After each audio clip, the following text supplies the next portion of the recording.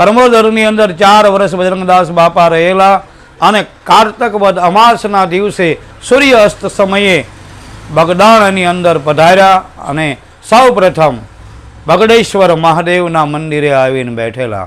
ત્યારે બગદાલમ મુનિ બોલ્યા કે અહીં 77 રામ આવી ગયા છે, એમાં તું એ કહે કે કેટલામાં રામનો ભાઈ છું.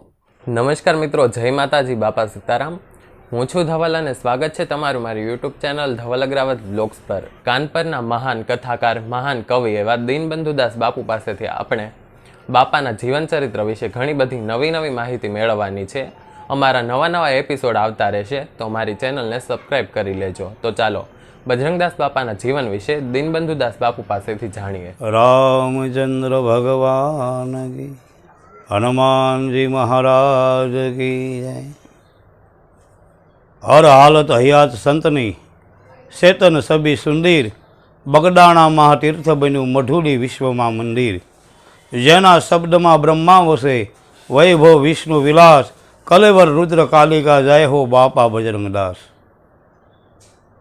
આજે બગદાણા મહાન તીર્થ બન્યું સૌરાષ્ટ્ર અને ગુજરાતની અંદર, અને ચારેય ધામોની અંદર પણ બાપાના નામના ડંકા વાગે છે. એ પાવન ભૂમિ વિશે જાણે આપણે વાત કરવા જઈ રહ્યા હોય ત્યારે બહુ જીવા બગદાલમ ઋષિ, જેને જાણે સઘળો સંસાર, બાંધ્યું નહીં ઘર બાર મુવા સુધી માનવી. આપણા ધર્મશાસ્ત્રની અંદર એમ કહેવામાં આવ્યું કે રાવણે જ્યારે ભગવાન શિવનું તપ કર્યું અને શંકરજી જ્યારે પ્રસન્ન થયા ત્યારે કીધું કે મને 14 ચોકડીનું રાજ આપો. ચોકડી એટલે 4 યુગ પૂરા થાય ત્યારે એક ચોકડી કહેવાય. એવી 14 ચોકડીનું રાજ્ય રાવણે માગેલું, અને રાવણ આ પૃથ્વી ઉપર 14 ચોકડી સુધી રાજ કરી ગયા. પણ એ 56 યુગ સુધી વાત ચાલી. 56 યુગે એ વાત સમાપ્ત થઈ ગઈ. 14 ચોકડી એટલે એની ગણતરી કરો તો 56 યુગ થાય. પણ એનાથી પણ એક વિશેષ જો દીર્ઘાયુ જીવી ગયા હોય તો એ છે આ જગતની અંદર બગદાલમ મુનિ, જે પૂર્વકાળની અંદર, પૂર્વ સમયની અંદર જે આજનું બગડેશ્વર મહાદેવનું મંદિર છે અને બગદાણાની ભૂમિ છે, એમાં આ મહામુનિ તપ કરી રહ્યા હતા. યુગે યુગે જ્યારે ભગવાનનો અવતાર થાય, જબ જબ હોત હી ધર્મ કી હાનિ, બાઢઈ અસુર ધમ અભિમાની, કરહી અનિતિ જાય ન બરણી, સિદ્ધ સન ધૈનું સુર ધરણી, તબ તબ પ્રભુ ધરે શરીરા, હરે કૃપા નિધિ સજન કી પીરા. યુગે યુગે જ્યારે ધર્મની હાનિ થાય, ધર્મની સ્થાપના કરવા માટે ભગવાન શ્રી હરિ વિષ્ણુ અવતાર લે ત્યારે આ બગદાલમજીને દર્શન દેવા માટે આવતા. એવા 77 રામા અવતાર વીતી ગયા, અને 78માં રામા અવતારમાં રામજી જ્યારે લક્ષ્મણજીને લઈ અને આ બગદાલમ મુનિના દર્શને આવે છે.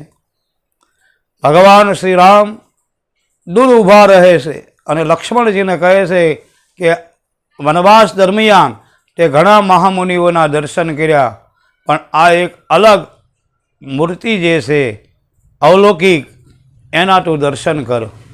લક્ષ્મણજી જઈને બગદાલમ મુનિ ધ્યાનની અંદર બેઠેલા છે વટવૃક્ષની નીચે, અને જઈને વંદન કરે છે. ઓમ મહાપુરુષાય નમઃ, ઓમ મહાપુરુષાય નમઃ, ઓમ મહાપુરુષાય નમઃ. બગદાલમ મુનિનું ધ્યાન તૂટે છે, આંખ ખુલે છે. પોતાની જે આંખની ભમરો જે છે એ પૃથ્વીની આરે લાગેલી છે. એ પોતાના 2 હાથથી પોતાની ભમરો ઊંચી કરીને લક્ષ્મણજીની સામું જુએ છે અને કહે છે કે તું કોણ છે? એ વખતે લક્ષ્મણજી કહે છે કે હું રામનો નાનો ભાઈ લક્ષ્મણ. બગદાલમ મુનિ પોતાની પાસે એક ટુંબડી રાખતા હતા. એ ટુંબડી ઠાલવીને કહ્યું કે આના કાંકરા ગણ. લક્ષ્મણજીએ એ ટુંબડીના કાંકરા ગણ્યા તો 77 થયા. એ 77 થયા. લક્ષ્મણજીએ ફરી ઉત્તર આપ્યો બગદાલમજીને કે મહારાજ 77 થયા.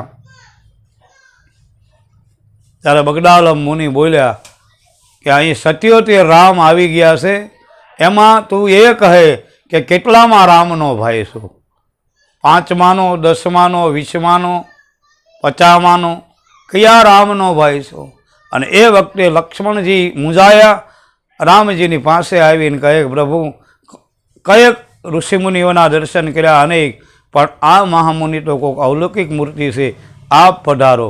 અને એ વખતે ભગવાન લક્ષ્મણજીને લઈને આવે છે, બગદાલમજીને મળે છે. બગદાલમ મુનિ ભગવાનની સ્તુતિ કરે છે, વંદના કરે છે.